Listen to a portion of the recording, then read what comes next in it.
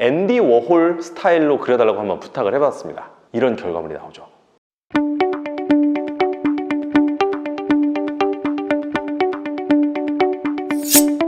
안녕하세요. 창천 미팅룸 김종호입니다. 반갑습니다. 2022년 11월 30일 챗 GPT가 출시됐습니다. 챗 GPT에 대해서 들어보셨나요? 이제 겨우 2달 남짓 지났을 뿐인데 알파고가 나왔을 때 못지않게 선풍적인 인기를 끌며 사람들의 이목을 집중시키고 있습니다. 이제 AI는 알파고보다 한 단계 더 진화돼서 사람의 말을 이해하고 또 사람이 요청하면 기계가 쓴 것이라고는 구별할 수 없을 정도로 자연스러운 글까지 생성해주는 수준에 이르렀습니다. 챗 GPT란 LLM, 그러니까 라지 랭귀지 모델이라고 불리는 인공지능 도구를 기반으로 구축된 챗봇인데요. 대용량 언어 데이터베이스를 사용해서 대화 컨텍스트를 기반으로 사람과 같은 텍스트를 생성해내는 대화형 인공지능 서비스입니다. 이 챗 GPT라는 게 뭐냐? 거칠게 비유하자면 2008년에 개봉한 영화 아이언맨의 자비스를 떠올리시면 될 것 같습니다. 참고로 이 자비스는 영화 속에서 주인공 토니 스타크의 집을 관리하고 비서의 역할을 할 뿐만 아니라 시스템 해킹도 자유자재로 했던 AI 프로그램이었죠. 백문이 불여일견이라고 하죠. 아직도 한 번도 이용하지 못한 분들을 위해서 제가 챗 GPT를 사용하는 모습을 한번 구현해 보도록 하겠습니다. 우선 홈페이지 주소를 찾아서 이렇게 들어가면요, 구글 인증을 통해서 로그인이 가능합니다. 그리고 나서 짧은 영어 실력으로 주섬주섬 이렇게 질문을 적어봤더니 정말 자비스처럼 즉답을 해줍니다.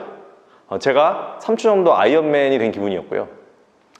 마침 제가 혼자 살고 있는 친구를 위해서 선물을 사주고 싶은 상황이었는데요.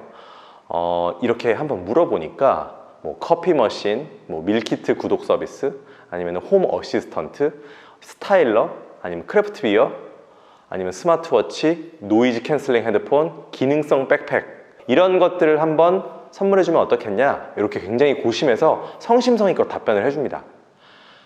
솔직히 조만간 변호사까지 대체를 해서 온갖 법률적 쟁점에 관한 답변도 척척 해줄 수 있는 AI가 나올 것 같아서 정말 좀 두렵기도 하고 염려가 되기도 합니다. 이번에는 달2라는 프로그램도 소개해 드리려고자 합니다. 오픈 AI에서 2021년 1월 5일에 출시했고 2022년 4월 6일에 공개한 그림 그리는 인공지능 서비스인데요. 영어로 텍스트를 입력을 하거나 이미지 파일을 삽입하기만 하면 인공지능이 알아서 그림을 생성을 해줍니다. 달2라는 이 이름은 우리 영화에서 봤던 월이, 그리고 살바도르 달리에서 따왔다고 합니다. 이것도 한번 제가 직접 보여드리겠습니다. 먼저 크레용으로 그린 동물원 그림을 한번 그려달라고 해봤더니 먼저 이런 그림을 생성을 해줍니다. 이건 로딩 장면이고 이렇게 결과물이 나오는데요. 다소 어린이가 그린 것 같은 느낌이 들어서 성인이 그린 버전으로 다시 한번 요청해 봤습니다. 다시 한번 로딩 장면이 나오고요. 이런 결과물이 나옵니다. 이번에는 크레용 말고 연필로 한번 그려달라고 요청을 해봤습니다.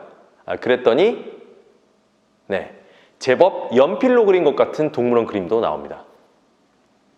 마지막으로 여기에다가 한마디 더 붙여봤어요. 앤디 워홀 스타일로 그려달라고 한번 부탁을 해봤습니다. 그랬더니 이런 결과물이 나오죠. 정말 흥미롭지 않나요?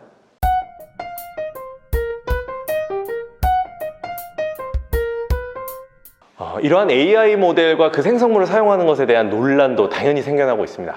법률적 관점에서 볼 때 이와 같은 인공지능이 만들어낸 작품의 소유권이 과연 누구에게 귀속되는지 문제부터 그 저작권이 누구에게 있는지 이런 문제들이 생겨날 수 있게 된 것이죠.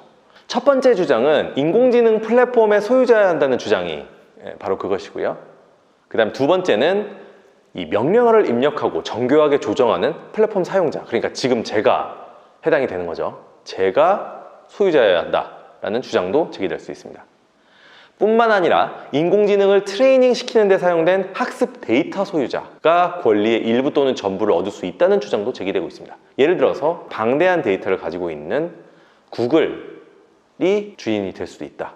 이런 예를 들어보면 되겠죠. 예를 들면 인공지능이 앤디 워홀의 작품을 학습을 해서 그 결과 앤디 워홀의 작품을 닮은 작품을 생산하게 됐다? 그럼 앤디 워홀과 비슷한 것을 생산하는 것에 대해서 경제적 가치가 있다는 주장도 제기될 수도 있다는 얘기죠. 이에 대해서는 아직 정해진 답은 없습니다. 미국의 경우에 최근 이에 관한 유권 해석이 내려진 바가 있어서 주목받고 있는 것이 있어서 이것만 한번 소개해 드리려고 합니다. 크리에이티브 머신이 제작한 천국으로의 입구라는 작품인데요, 굉장히 아름답게 그렸죠.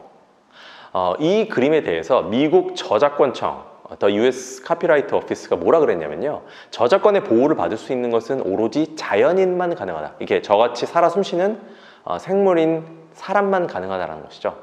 사람만 저작권을 가질 수 있다. 즉 AI로 제작했다고 해서 AI의 그 프로그램을 만든 기업이 그 저작권자가 될 수는 없다라는 취지의 유권 해석을 내린 것입니다. 하지만 이와 같은 저작권청의 보수적인 입장에 반해서 AI의 작품 생성에 사람이 관여하는 부분이 일부 있다면 적어도 그 부분에 관해서는 저작권을 부여받을 수 있어야 한다라는 의견도 상당히 설득력을 얻고 있는 상황입니다. 그리고 이 부분에 대해서는 다양한 판단 여지가 열려있는 상황이라고 할 수 있겠죠. 어쨌든 인공지능이 생산하는 예술은 점점 더 많아지고 있고요. 그리고 잠재적인 저작권 침해뿐만 아니라 작품의 소유권에 대한 법적 우려도 계속해서 제기되고 있습니다. 이제는 지적재산권법이 이와 같은 현실 변화에 대응을 해서 적절히 함께 변화해야 되는 건 아닌가, 이런 진지한 고민도 필요한 시점입니다. 어떠셨나요? 챗 GPT 그리고 달2 굉장히 좀 신기하고 재밌지 않았나요? 이상 창천 미팅룸 김종훈이었습니다. 전 다음 시간에도 또 알찬 정보로 찾아뵙도록 하겠습니다. 안녕.